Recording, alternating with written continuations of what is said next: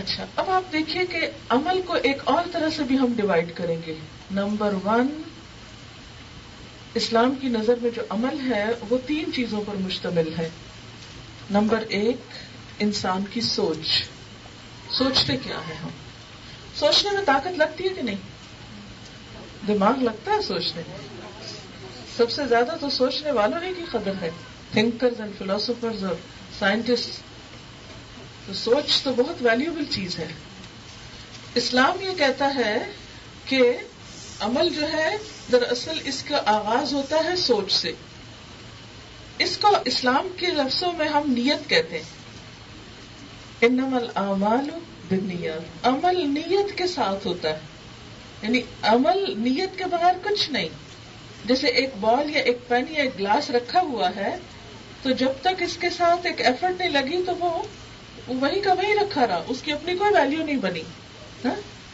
اب جیسے دیکھیں پہاڑوں کے اندر سونا بھی ہوتا ہے نا، لیکن جب ایفرٹ لگا کے ان کو اس کے مائنز کے اندر سے سونا نکالتے ہیں تو ان پہاڑوں کی ویلیو بنتی ہے نا، ادروائز تو پہاڑ رکھے ہوئے ایک جگہ پر. اچھا، لیکن اس ایفرٹ کے لگانے سے پہلے کیا کام کرتے ہیں؟ یعنی پریکٹیکلی کچھ ہاتھ ہلانے سے پہلے سوچ.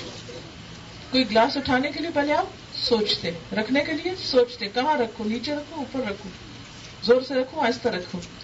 تو یہ سارا آپ کا جو ایکشن ہے سوچ پر مبنی ہے نا. تو اس لیے اسلام میں عمل میں پہلا نقطہ جو ہے یا عمل کا پہلا سیگمنٹ جو ہے یا حصہ جو ہے یا جو بنیادی جوہر جو ہے وہ کیا ہے؟ سوچ. نمبر 2، بول. زبان سے کیا نکلتا ہے؟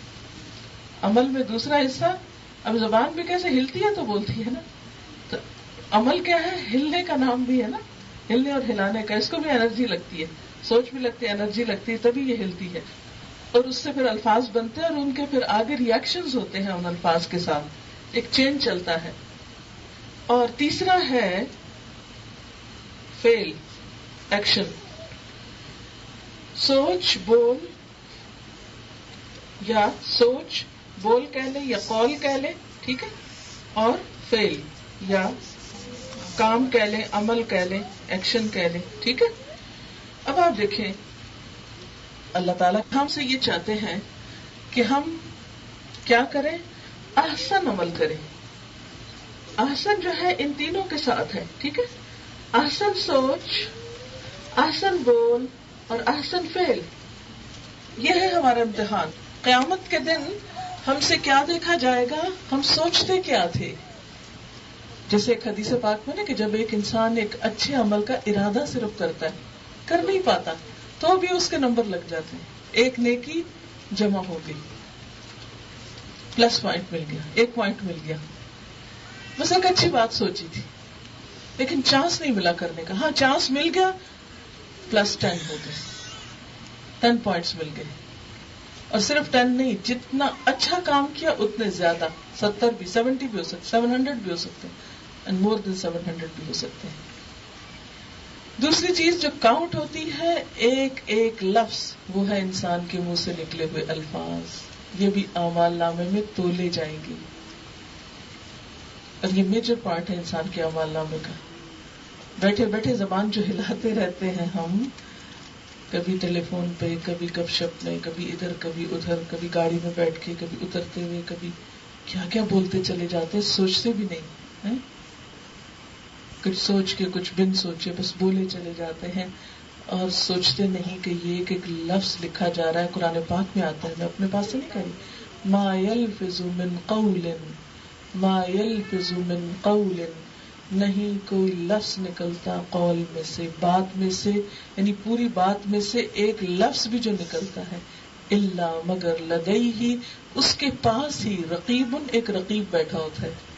رقیب کہتے ہیں نگران کو، عتید تیار بیٹھا ہوتا ہے، فوراً لکھ لیتا ہے. اور اسی لیے قیامت کے دن انسان کہے گا ما لہذا الکتاب، اس کتاب کو کیا ہو گیا، لا یغادر صغیرۃ ولا کبیرۃ الا احصاها، اس نے نہ کوئی چھوٹی بات چھوڑی نہ کوئی بڑی چھوڑی، مگر ایک ایک چیز کو گن کر لکھ رکھا ہے اس نے. یعنی الفاظ گنے جائیں گے. آج آپ دیکھیں نا، آپ کتنا کامن ہو گیا نا، اتنے 100 ورڈز پر مشتمل ایسے ہونا چاہیے. اتنے ورڈز ہونے چاہیے، اس سے زیادہ نہیں، کم نہیں. اب تو ورڈز کاؤنٹ کیے جاتے ہیں نا، تو اسی طرح اللہ کے ہاں ان کی گنتی ہوگی، ان کا شمار ہوگا. اور تیسری چیز انسان کے عمل، ایکشنز، جو بھی وہ کرتا ہے، ادھر سے ادھر، ادھر سے ادھر، آگے پیچھے، دائیں بائیں، اوپر نیچے، جو بھی وہ کرتا ہے، چلتا ہے پھرتا ہے. یہ دو طرح کے ہیں ایکشنز، دو طرح کے ہیں، ایک ذاتی عمل ہے اور ایک دوسرے انسانوں کے ساتھ انٹریکشن ہے. ایک اپنا عمل ہے، مثلا یہاں میں بیٹھے بیٹھے کھڑے ہو کر میں چاہوں تو اوپر اٹھوں، چاہوں تو ادھر ہوں، نیچے ہوں، پیچھے ہوں، یہ کیا ہے، میں ذاتی طور پہ ایک ایکسرسائز کر رہی ہوں، ٹھیک ہے. لیکن ایک میرا معاملہ کیا ہے کہ میں چلنا شروع کر دوں، اور جب چلتی جاؤں تو راستے میں کبھی ایک ملے کبھی دوسرا ملے. اب ان کے ساتھ میں کیسے معاملہ کر رہی ہوں، یہ میرا معاملہ ہے، ٹھیک. تو یہ جو فعل ہے، عمل ہے، یہ ایک ذاتی ہے، انڈیویجول ہے، انفرادی ہے، اور دوسرا معاملہ ہے جو دوسرے انسانوں کو انوالو کر لیتا ہے، دوسروں کے ساتھ. ایک ذاتی اور ایک اجتماعی، کہ دوسرے انسانوں کے ساتھ میں کیا کرتی ہوں. پھر اس کا ایک اور تقسیم بھی ہے، ایک زندگی میں اور ایک مرنے کے بعد میرے پیچھے دنیا میں کیا ہو رہا ہے، ٹھیک ہے، جس کو آثار کہتے ہیں. یہ سب کچھ مل کر انسان کا عمل بنتا ہے. ذاتی اعمال میں کیا آتے ہیں، جیسے میری نماز ہے، روزہ ہے، حج ہے، زکوٰۃ ہے، یہ میرا اپنا عمل ہے، میں پڑھتی ہوں نہیں پڑھتی. لیکن اجتماعی میں کیا ہے، حقوق العباد آ جاتے ہیں. اس کو حقوق اللہ کہتے ہیں، انفرادی عمل کو، جو عبادت کا یا اچھے احسن عمل جن کو کہتے ہیں، اور یہ حقوق العباد آ جاتے ہیں. اور صرف حقوق العباد نہیں، حقوق العباد میں پھر جانوروں کے حقوق بھی، انسانوں کے بعد، اور مخلوق کے اور کائنات کے اور زمین کے اور انوائرمنٹ کے، ہر ایک کا جو حصہ ہے وہ انسان کا لکھا جاتا ہے. اس کا سوشل لائف، اس کی اکنامک لائف، اس کی پولیٹیکل، اس کی زندگی کے پھر سارے آسپیکٹس اس میں آ کے کور ہو جاتے ہیں. ٹھیک ہے. اب آپ دیکھیے ذرا اس آیت کو سب مل کے پڑھیے اور سوچئے کہ وہ کیا بولا گیا ہے. چلیے میں آپ کو کلمہ، تبارک الذی بیدہ الملک وهو على كل شيء قدير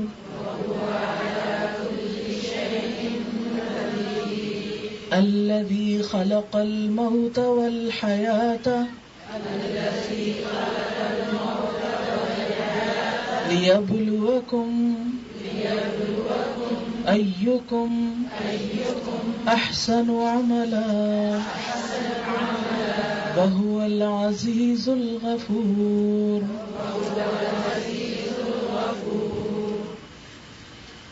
الذي خلق الموت والحياة ليبلوكم أيكم أحسن عملا وهو العزيز الغفور.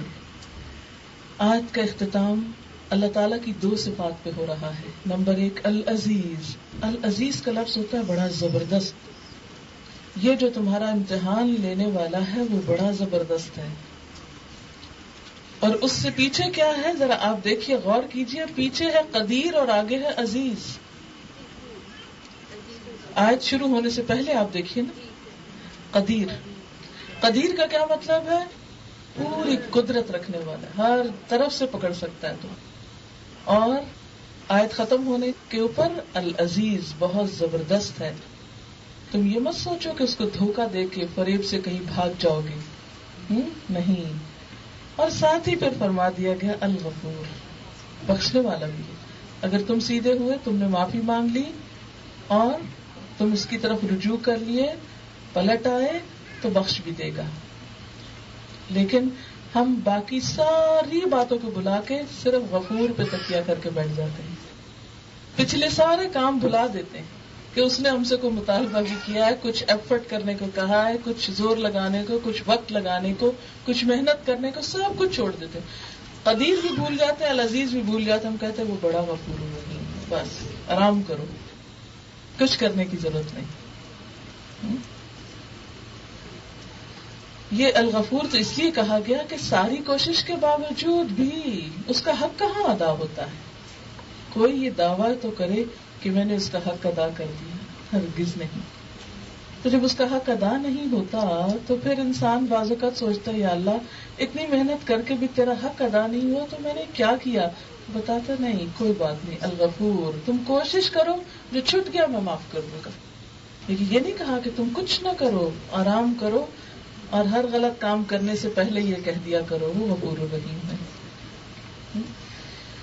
چلیے ہم پھر اس بات کا خلاصہ کرتے ہیں. اللہ نے ہم کو پیدا کیا، ہم مانتے ہیں نا اس بات، ہم خود نہیں بنے، ہم کچھ نہ تھے، اس نے یہ زندگی ہم کو دی. پھر ایک وقت آئے گا کہ ہم کو مرنا ہے، اور پھر ایک وقت آئے گا کہ ہم کو جینا ہے، اٹھنا ہے. اس وقت ہم کو وہ سب دکھایا جائے گا جو آج ہم کر رہے ہیں. آج کی زندگی سب سے اہم ترین وقت ہے، یہ پھر نہیں ملے گی. جیسے ہم کچھ نہ تھے، وہ وقت ہم دوبارہ پیچھے جا سکتے ہیں؟ ہم میں سے کوئی کہے کہ نہیں میں اگلی صدی میں پھر آنا چاہتا ہوں یا اللہ تعالیٰ یہ وقت میرا کچھ نہ ہونے میں لگا لیجیے؟ نہیں، بس اسی میں جینا ہے. پھر موت، اس پار بھی جو چلا گیا وہ بھی نہیں پلٹ سکتا، واپس نہیں آ سکتا. اور اب آگے کیا ہے؟ امتحان. وَإِلَيْهِ النُّشُورُ، اس کی طرف پھر جی اٹھنا ہے. ہم میں سے کیا ہر ایک کو دوبارہ جی اٹھنے کا یقین ہے؟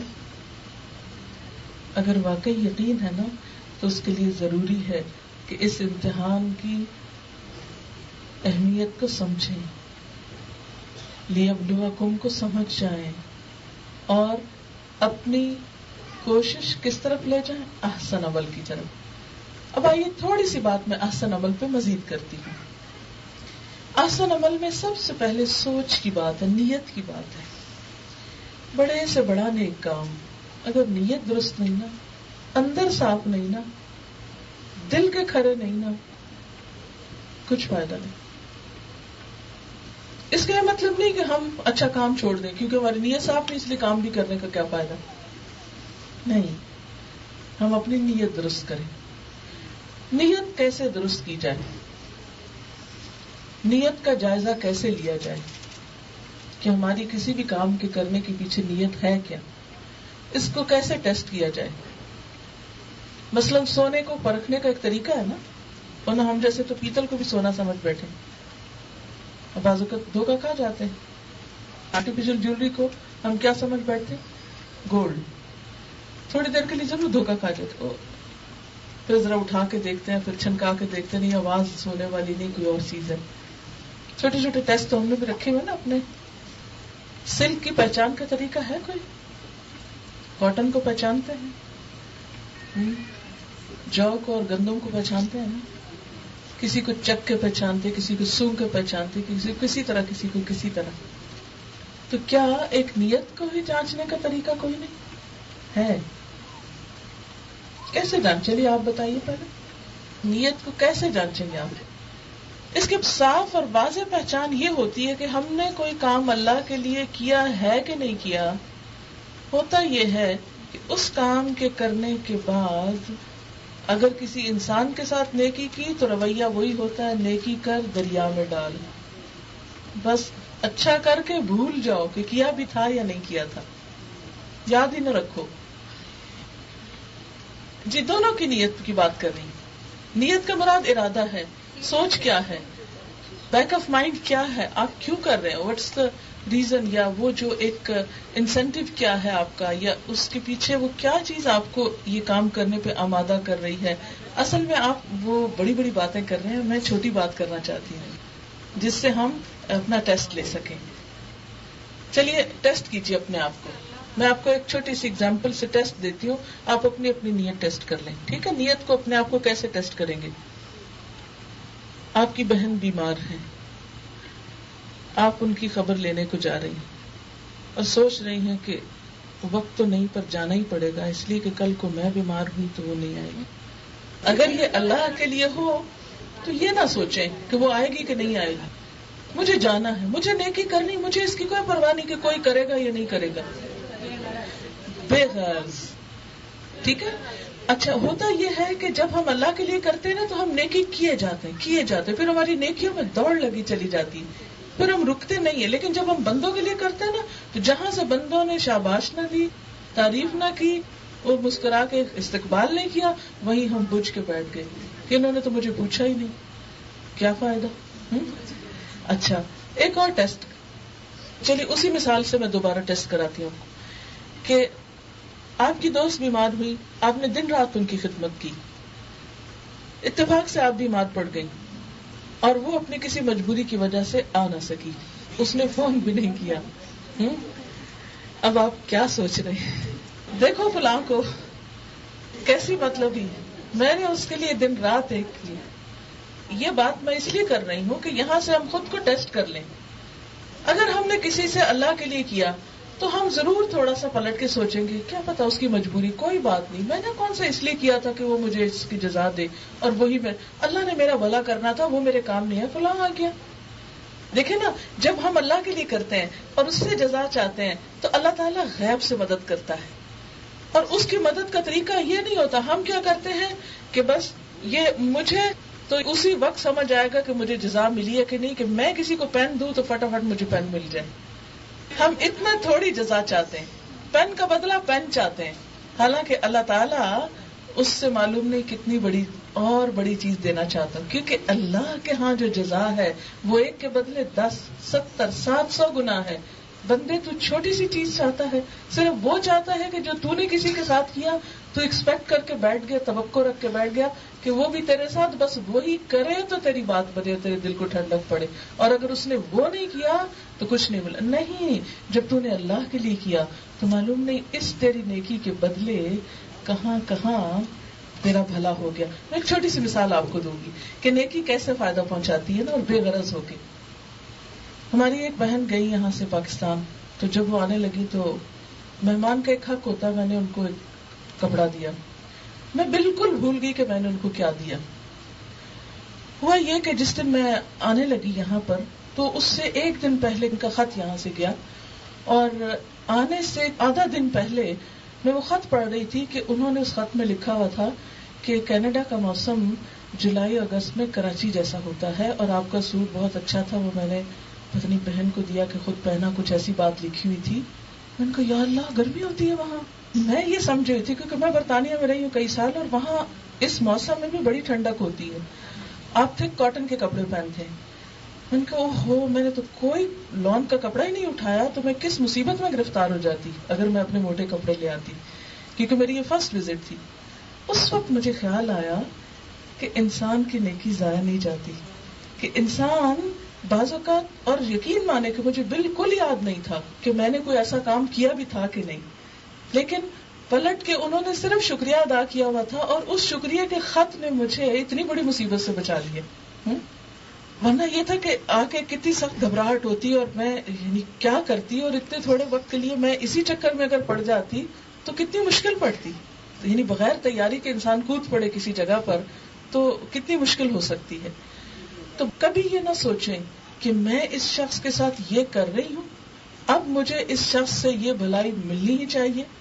نہیں، کریں اور بھول جائیں. آپ کو نہیں پتا کہ غیب سے اللہ آپ کی کہاں کہاں مدد کر دے گا، اور آپ کتنی بڑی مصیبت میں پڑنے سے بچ جائیں گے. کیونکہ کہتے ہیں نا کہ جب انسان دعا مانگتا ہے نا کوئی، یا اللہ مجھے یہ مل جائے، دن رات دعائیں مانگتے، اور جب نہیں ملتی وہ چیز ہم کہتے ہیں ملا ہی کچھ نہیں. حالانکہ اللہ تعالیٰ کہتا ہے بندے میں تجھے اس سے زیادہ اچھا دینے والا ہوں، تو یہ مانگتا ہے میں تجھے اس سے بھی بہتر دینے والا ہوں. ہم کہتے ہیں، ہم ناراض ہو کے بیٹھ جاتے ہیں، اللہ تعالیٰ نے کچھ نہیں دیا، میں نے تو آئندہ دعا ہی نہیں کرنی. نہیں، ایسا نہیں کریں، کیونکہ اللہ تعالیٰ کا وعدہ ہے یا تو میں وہی دے دوں گا یا میں اس سے بھی بہتر دوں گا، کوئی مصیبت آنے والی ٹال دوں گا، یا پھر قیامت کے دن کے لیے ذخیرہ کر لوں گا. اور جب تم وہاں جاؤ گے تو سوچو گے کاش ایک دعا بھی دنیا میں قبول نہ ہوتی، سب یہی مل جاتا، کیونکہ وہاں کا ملا ہوا تو ضائع نہیں ہوگا. دنیا میں تو کروڑوں بھی مل جائے نا آپ کو، کیا ہوں گے، سب چھوڑ کے جانے ہیں نا، یہ مٹی میں مل جانے، کچھ بھی ساتھ نہیں جانا. دیں بھی ساتھ تو کہاں جائے گی، کیا کرے گی ان کا. تو بات یہ ہے کہ ہماری زندگی کے رویوں کی اصلاح کیوں نہیں ہوتی. نند بھابھی کا جھگڑا ساری زندگی کیوں چلتا ہے، یہ بھی جل رہا ہے وہ بھی جل رہا ہے، یہ بھی کڑ رہا ہے وہ بھی کڑ رہا ہے. اس سے مقابلہ ہو رہا ہے، اس سے حسد ہو رہا ہے، اس کے ساتھ کچائی ہو رہی ہے، اس نے ایسا کیوں کر دیا، سارا دن بیٹھ کے رو رہے ہیں، کڑ رہے ہیں. کیوں؟ اس لیے کہ جو اللہ تعالیٰ بتاتے ہیں وہ تو جانتے ہی نہیں ہے، اور خود کو دنیا میں بھی جلائے جا رہے ہیں. تو اگر دنیا میں ہی جلانا شروع کر دیا ہے تو کل کو کیا ہوگا؟ کبھی سوچا ہم نے؟ دین کا سب سے بڑا فائدہ یہ ہے کہ انسان کو وہ خوشی دیتا ہے کہ دو عالم سے کرتی ہے بیگانہ دل کو، عجب چیز ہے لذت آشنائی، ہر ایک سے بے غرض کر دیتی ہے. پھر آپ کسی سے ملتے ہیں تو کوئی مطلب اور مقصد رکھ کے نہیں ملتے، کیونکہ آپ کو لوگوں سے کچھ نہیں چاہیے، آپ کو اپنے رب سے چاہیے جو سب سے زیادہ دے سکتا ہے. آپ کسی کے مال پہ نظر نہیں رکھتے، آپ کسی کے جہاں جلال پہ نظر نہیں رکھتے، آپ کسی کی کسی بھی چیز پہ نظر نہیں رکھتے. آپ کسی کے ساتھ بھلائی اس لیے نہیں کرتے کہ وہ آپ کے ساتھ زیادہ بھلائی کر سکتا ہے، آپ بس بھلائی کیے جاتے ہیں کیونکہ آپ کے رب نے آپ کو بھلائی کرنے کو کہا ہے، اور آپ بے غرض ہو کے کرتے چلے جاتے ہیں. اللہ تعالیٰ کو یہی بے غرض نیکی چاہیے، یہی سوچ چاہیے. قیامت کے دن جب انسان کے اعمال نامے اللہ تعالیٰ کے سامنے لائے جائیں گے تو اللہ تعالیٰ فرشتوں کو حکم دیں گے یہ بھی نکال دو، یہ بھی نکال دو، یہ بھی نکال دو، اس لیے کہ یہ میرے لیے نہیں کیا تھا، اس میں صرف وہ رہنے دو جو میرے لیے کیے تھے. بس میں اس کو ہمیشہ امیجن، جب یہ حدیث پڑھتی ہوں تو میرے ذہن میں ایک امیجنیشن ہوتی ہے کہ جیسے ایک باسکٹ میں رکھ کے فرشتے کھڑے ہیں اللہ تعالیٰ کے سامنے میرے عمل لے کے، یا اللہ یہ اس کے عمل ہیں، اور اللہ تعالیٰ نے اگر کہہ دیا یہ میرے لیے نہیں تھا اس کو نکال دو باہر، تو ہم تو بڑے تھکے تھے اس کے پیچھے، بڑی لمبی لمبی نمازیں پڑھی تھی، لیکن اللہ کے لیے نہیں پڑھی تھی، وہ دوسروں کو دکھاوے کے لیے، کیونکہ لوگ جب سامنے تو میری نمازیں بڑی اچھی ہو جاتی ہیں، اور لوگ نہ ہو تو بس دڑا دڑ سجدے کر کے ختم کر دیتے ہیں. تو اس سے پتہ چل گیا نا، ٹیسٹ ہو گیا نا اپنا، کیونکہ اگر اللہ کے لیے ہوتے تو تنہائی میں بھی ہم ویسے ہی کرتے جیسے ہم لوگوں کے سامنے کریں، اور لوگوں کے سامنے بھی ویسے ہی کرتے جیسے ہم اکیلے میں کرتے ہیں. ہمیں یاد بھی نہ ہو کہ کون کھڑا اور کون دیکھ رہا اور کون نہیں دیکھ رہا، اور کسی نے دیکھا بھی ہے کہ نہیں دیکھا. کیونکہ اس صورت میں آتا ہے نا، کیا وہ نہ جانے گا جس نے پیدا کیا، وہ تو باریک بین ہے، باخبر ہے، اس کو تو سب پتہ چل جاتا ہے. تو پھر انسان بے فکر ہو جاتا ہے. اس بے فکری کی وجہ سے انسان کی زندگی غموں سے آزاد ہو جاتی. اگر ہم غور کریں کہ غم ہے کیا ہمارے، کبھی ہم سوچیں نا ہم بڑے دکھی ہو گئے، کیا دکھ ہے، کبھی نمبر لسٹ بنائے ایک دفعہ ہم اپنے دکھوں کی. تو اسی قسم کے دکھ ہم نے اپنے آپ کو لگائے ہوئے ہوتے ہیں کہ جب ہم انسانوں پہ بھروسہ کر کے، انسانوں پہ توقع رکھ کے کام کر رہے ہوتے ہیں. تو سب سے بڑا فائدہ یہ ہوتا ہے کہ انسان کے دل کو ایسی خوشی نصیب ہوتی ہے، عبادت کی ایسی لذت نصیب ہوتی ہے کہ انسان کی زندگی سے مایوسی اور بے چینی اور خوف اور ڈپریشن اور اس طرح کی چیزیں بالکل نکلنے لگ جاتی ہیں. دوسری بات یہ ہے کہ وہ عمل اللہ تعالیٰ کے ہاں قبولیت پاتا ہے، خواہ وہ ایک چھوٹا سا کھجور کا ٹکڑا ہی کیوں نہ ہو، وہ بھی اللہ تعالیٰ کے وہ ایسے خالص نیت سے کیے ہوئے عمل کو اللہ تعالیٰ، حدیث میں آتا نا، اس صدقے کو دائیں ہاتھ میں لیتے اور اس کو بڑھاتے جاتے یہاں تک کہ ایک لقمہ جبل احد کی طرح ایک لقمہ بن جاتا ہے. یعنی اس کو گرو کرتے چلے جاتے. چھوٹی سی نیکی بھی انسان کی نجات کے لیے کافی ہو جاتی ہے جو خالص اللہ کے لیے کی ہو. اور بسا اوقات بڑے بڑے نیکیوں کے پہاڑ بھی انسان کے لیے کچھ فائدے کے نہیں ہوتے، کیونکہ انسان نے شہرت پانے کے لیے، دنیا کمانے کے لیے اور دنیا کی تعریف حاصل کرنے کے لیے کیے ہوتے. آج کتنے افسوس کی بات ہے کہ ہم مسلمانوں کے اعمال دکھاوے، ریاکاری اور صرف نام بری کی خاطر رہ گئے. ہماری شادیاں، ہمارے بیاہ، ہماری غمی، ہماری خوشی، یہ سب کچھ کس کے لیے ہو گیا؟ لوگ کیا کہیں گے، لوگ کیا کرتے ہیں، لوگوں کی نظر میں ہمارا مقام کیا بنے گا. حالانکہ لوگ کیا ہیں؟ ہماری ایک طرح کے کمزور انسان جو اپنی زندگی موت کے مالک نہیں. سوچنا یہ ہے کہ اللہ رب العزت کی نظر میں ہمارا مقام کیا ہے. لیکن یاد رکھیے کہ انسان کا سخت ترین امتحان نیت کا ہے، کیونکہ وہ مچھلی کی طرح پھسل جاتی ہے ہاتھ سے. ادھر آپ اچھی نیت کر کے بیٹھے، ادھر آپ جب کرنے لگے تو بھول گئے کہ کیا نیت لے کے آئے تھے. لمحے میں اس پہ چیک کرنا پڑتا ہے، بار بار دیکھنا پڑتا ہے، کیونکہ اچھی نیت ہوتے ہوئے بھی آہستہ وہ کہیں اور ہی دوسری طرف چل پڑتی ہے. تو اس کو بہت کیئرفلی واچ کرنا پڑتا ہے.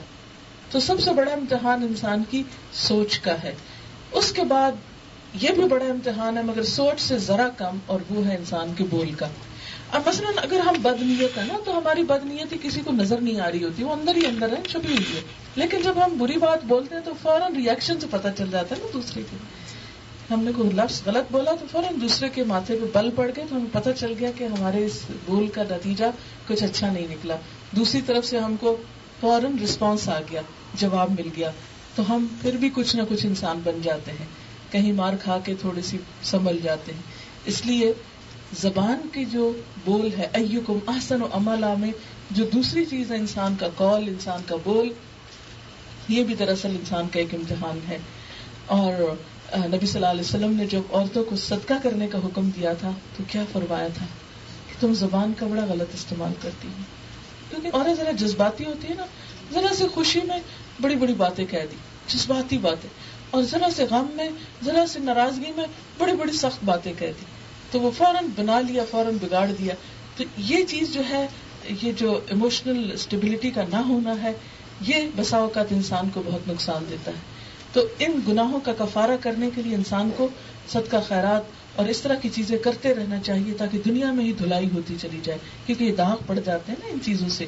لیکن ہم تیل کا داغ اور سیاہی کا داغ اور باقی بہت سے داغوں کے بارے میں اتنے کانشیس ہوتے ہیں کہ طرح طرح کے ڈٹرجنٹ 10 قسم کے گھر میں لا کے رکھے ہوئے ہیں. اس طرح کا اسپاٹ لگ جائے تو یہ اٹھا کے لگانا ہے، یہ ہو جائے تو یہ لگانا ہے، یہ ہو جائے تو یہ لگانا ہے، اس کپڑے کو اس ڈٹرجنٹ میں دھونا ہے، اس کو اس میں دھونا ہے، اس کو اس طرح ٹھنڈی استری کرنی، اس کو گرم کرنی.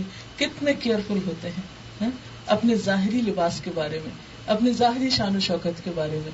لیکن ہماری زبان کے غلط استعمال سے ہمارے ہی اخلاق کا جو ایک برا لبادہ ہم اپنے اوپر اوڑے ہوئے ہوتے ہیں، ہماری شخصیت داغدار ہوتی ہے. ان داغوں کو دھونے کے لیے بھی کچھ نہ کچھ انتظام کرتے رہنا چاہیے. تو زبان کے بارے میں بہت سی احادیث ہیں. کیونکہ ہمارے پاس اتنا وقت تو نہیں ہے کہ میں اب زبان سے متعلق جو بھی قرآن و سنت کے احکامات ہیں ان کی سب کی ڈیٹیل میں جاؤں. اس کے لیے تو پھر آپ کو اپنی زندگی کا کچھ نہ کچھ وقت دین سیکھنے کے لیے، اپنا سلیبس پڑھتے رہنے کے لیے، حتیٰ کہ زندگی کا آخری دن آ جائے، جس کو کہتے ہیں مرنے تک علم حاصل کرتے رہو. مسلمان کی شان تو یہ ہوتی ہے. یعنی دنیا کا علم کے لیے ایک سرٹن لمٹ ہوتی ہے، اتنے سال کی ڈگری ہے، اتنے سال کا کورس ہے. لیکن دین کا علم نہ کسی ڈگری نہ کسی کورس کا محتاج ہو. وہ اس کے لیے کرائیٹیریا کیا ہے؟ پیدائش سے لے کر موت تک. اس کے لیے کوئی خاص وقت مقرر نہیں، کوئی خاص لمٹ مقرر نہیں. اس کے لیے آپ اپنے اوقات کے اعتبار سے جتنا جتنا ہو سکے آپ سیکھتے چلے جائیں. اور تیسری چیز جو ہے وہ انسان کے عمل ذاتی بھی ہیں. اپنی نمازوں کی اصلاح، ہمارے فرائض کیسے ہیں، ہماری نمازیں، کیا ہمیں نماز کا صحیح طریقہ آتا ہے، کیا نماز کا ایون پروننسیشن صحیح ہے کہ نہیں. یعنی ہم بعض اوقات التحیات للہ پڑھتے ہیں، وہی صحیح نہیں پڑھتے. بسا اوقات جو دعائے قنوت ہے وہی نہیں آتی، بسا اوقات آیت الکرسی نہیں آتی. پچھلے دنوں مجھے کہیں جانے کا اتفاق ہوا تو ایک عورت تھی، 5 سال سے مسلمان ہوئی تھی، نیوزی لینڈ کی خاتون تھی. 5 سال سے مسلمان ہوئی تو میرے پاس آئی کہ میرے بچے کا بہت مسئلہ ہے. جب میں نماز پڑھتی ہوں رونا شروع کر دیتا اور بہت روتا ہے، تو میری نماز پڑھنی دوبر ہو جاتی.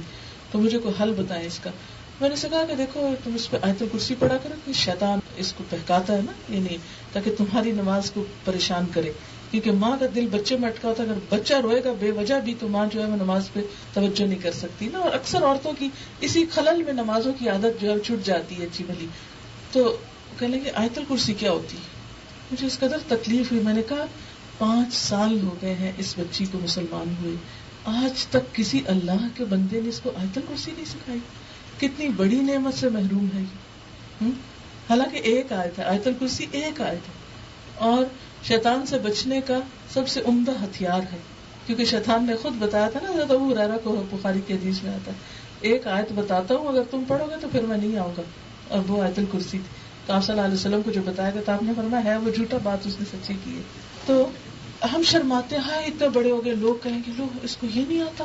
یہ کیا فرق پڑتا ہے، دنیا میں ہی پتہ چل جائے نہیں آتا، قیامت کے دن بھی تو جا کے سب کو پتہ چلے گا نا اس کو یہ اور یہ نہیں آتا تھا اور اس نے زندگی بھر سیکھا بھی کوئی نہیں. تو نہ سیکھنا اور جہالت جو ہے وہ زیادہ بڑا داغ ہے بنسبت اس کے کہ انسان اعتراف کر لے. وہ اعتراف جو کل قیامت کے دن جا کے کرنا ہے، وہ اعتراف ہمیں آج کر لینا چاہیے. فاعترفوا بذنبہم، وہاں انسان اپنے قصوروں کا اعتراف کریں گے. آج ہم مان لیتے ہیں، ایڈمٹ کر لیتے مجھے نہیں آتا. اس جملے میں اتنا آرام ہے، اتنا سکون ہے. بعض اوقات میں بڑی بڑی مجلسوں میں بیٹھ کے کہتی ہوں مجھے نہیں آتا، اور شاید مجھے اس جملے میں زیادہ خوشی محسوس ہوتی ہے بنسبت اس کے کہ میں ایک بہت بڑا جواب کسی کو دوں بڑے عالمانہ طریقے سے. اگر کوئی بات مجھے نہیں آتی ہو تو میں سب کے سامنے آرام سے کہہ سکتی مجھے نہیں پتا. کیوں؟ اس لیے کہ غلط مسئلہ بتانے سے بہتر ہے کہ اپنی لا علمی کا اعتراف کر لو. کیونکہ انسان ہے نا, قرآن پاک میں آتا ہے وَلَا يُحِيطُونَ بِشَيْءٍ مِّنْ عِلْمِهِ إِلَّا بِمَا شَاءَ, اللہ کے علم میں سے نہیں احاطہ کر سکتے مگر جتنا وہ چاہتا ہے. تو جتنا اس نے چاہا دیا, جو محنت کی کچھ ملا, لیکن کسی انسان کے اندر بھی کمال نہیں, کوئی فرشتہ نہیں. تو اور فرشتوں کے پاس بھی علم کوئی نہیں, پتا نا وہ آدم علیہ السلام کے مقابلے میں ان کا علم بھی کم ہو گیا تھا. سبحانک لا علم لنا الا ما علمتنا, پاک ہے تو, ہمارے پاس کوئی علم نہیں مگر جو تو نے ہمیں سکھایا. تو لا علمی کا اعتراف کرنے میں کوئی کبھی نہ ڈرے, کبھی نہ شرمائے, کبھی نہ جھجکے. نماز نہیں آتی, اتحیات نہیں آتا, آیت الکرسی نہیں آتی, دعا قنوت نہیں آتی, تسبیح نہیں آتی, کچھ نہیں آتی, کسی بھی بہن سے, کسی بھی ہمسائی سے, کسی بھی رشتہ دار سے, کسی بھی اویلیبل پرسن سے کہیں نہ کہیں سے اس کو سیکھ لیں. زکوٰۃ کا طریقہ نہیں آتا, سیکھ لیں. حج کا طریقہ نہیں آتا, سیکھ کر جائیں. اتنا افسوس ہوتا ہے بسا اوقات جا کر وہاں, خصوصاً اپنے جو سب کانٹیننٹ سے آئے ہوئے لوگ ہیں ساری دنیا میں سے, کہ ان کو بعض اوقات خواتین کو نہیں پتا ہوتا کہ نماز کیسے پڑھنی ہے جماعت کے ساتھ. یعنی امام کھڑا ہے تو وہ سجدے میں, امام سجدے میں تو کھڑے ہیں, اور فرض نمازیں گوا بیٹھتے ہیں نا. سوچیں ذرا, کیونکہ جماعت سے اگر آپ نماز پڑھ رہے ہیں اور اگر آپ امام کو فالو نہیں کر رہے اور صحیح طریقے سے نہیں پڑھ رہے تو نماز ہوتی نہیں, کیونکہ اقامت صلاۃ کا حصہ ہے صفیں درست کرنا اور امام کو صحیح طور پہ فالو کرنا. لیکن ہماری خواتین کے مرد بھی بسا اوقات حج پہ بھی چلے جاتے ہیں تو یہ چیزیں نہیں آتی, یہ ان کو سیکھنا چاہیے. اسی طرح ہمیں زکوٰۃ کا طریقہ, صلاۃ کا, رمضان کا, کس کس چیز سے روزہ ٹوٹتا ہے. مثلا ہمارے یہاں کتنا غلط کانسیپٹ ہے عورتوں میں کہ اگر دن کے 12 بجے پیریڈز آ جائیں تو باقی سا کچھ نہ کھاؤ پیو, روزہ ہو جائے گا.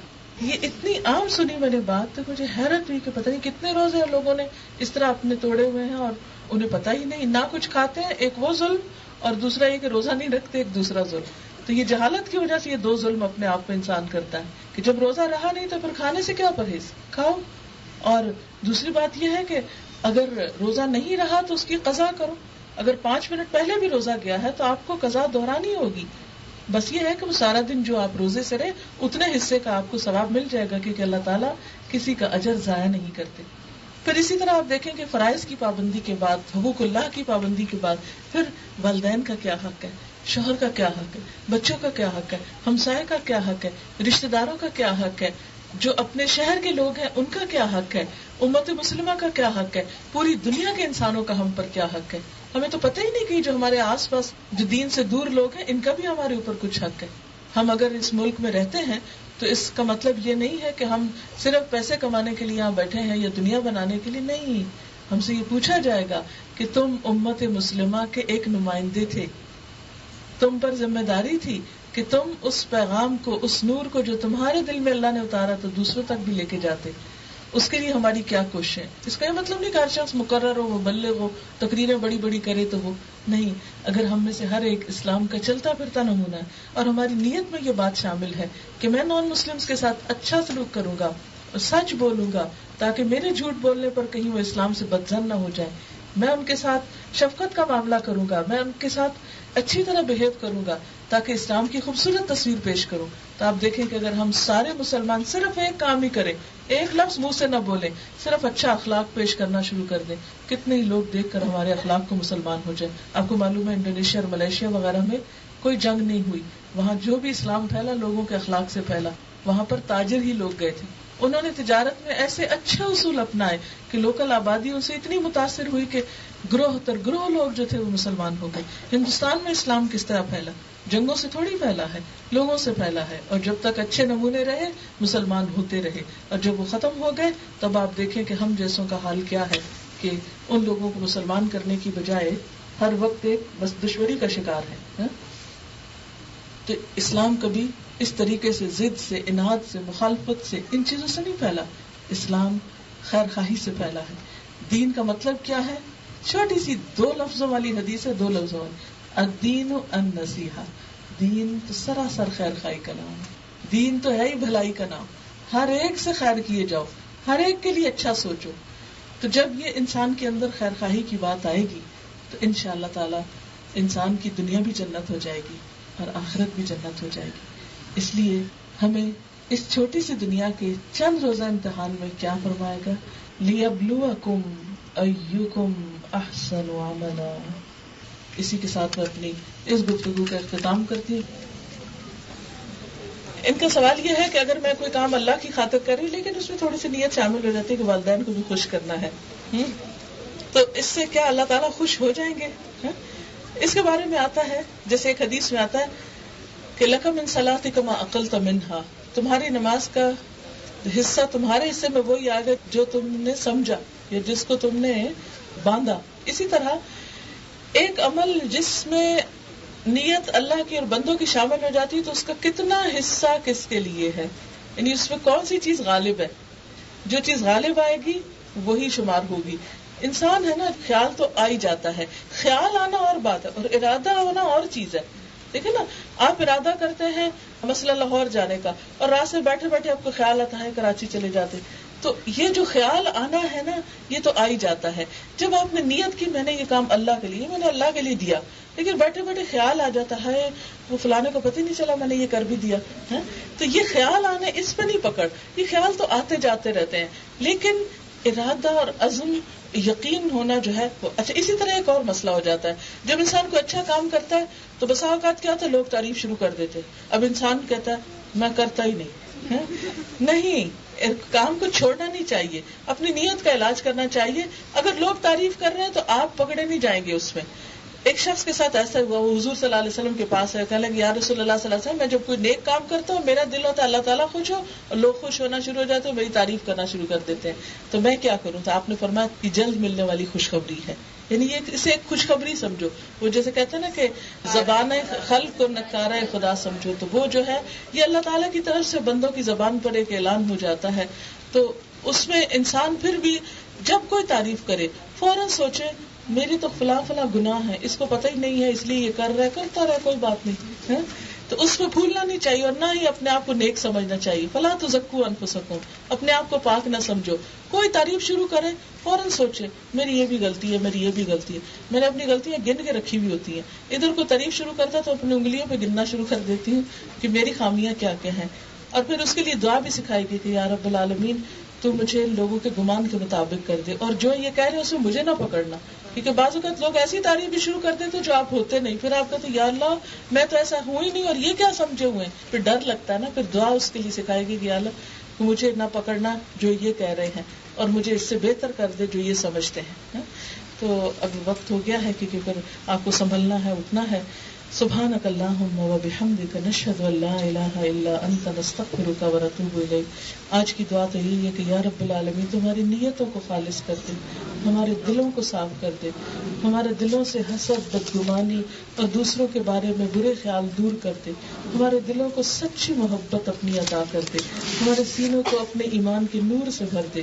اللہ ہمیں اپنا قرب نصیب فرما، ہمیں اپنے محبوب صالح بندوں میں شامل کر لے، ہماری اس کوشش کو قبول فرما. ربنا تقبل منا انك انت السميع العليم وتب علينا انك انت التواب الرحيم. وصلى الله تعالى على خير خلقه محمد وعلى آله واصحابه واهل بيته اجمعين برحمتك يا ارحم الراحمين. الہی آمین. السلام علیکم ورحمۃ اللہ.